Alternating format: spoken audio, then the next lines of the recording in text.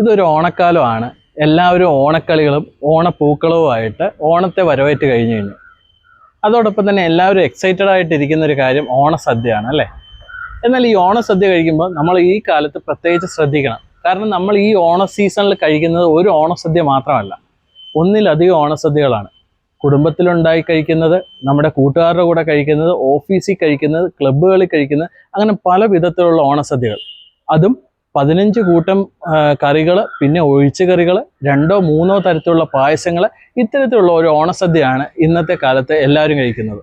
അത് ഒന്നിൽ കൂടുതലാണെന്നുള്ളത് പ്രത്യേകം ഓർക്കുക.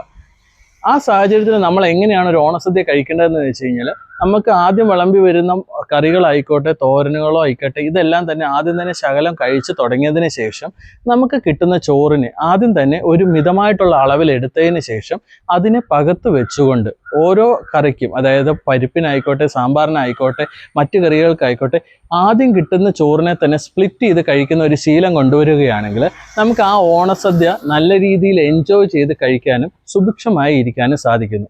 പിന്നെ ഏതെങ്കിലും തരത്തിൽ നിങ്ങൾ ഡയബറ്റിക് ആയിട്ടുള്ള ഒരു പേഷ്യൻ്റ് ആണെങ്കിൽ ഓണത്തിന് കിട്ടുന്ന സദ്യയിലെ പായസം പൂർണ്ണമായും അവോയ്ഡ് ചെയ്യണമെന്ന് ഞാൻ പറയുന്നില്ല.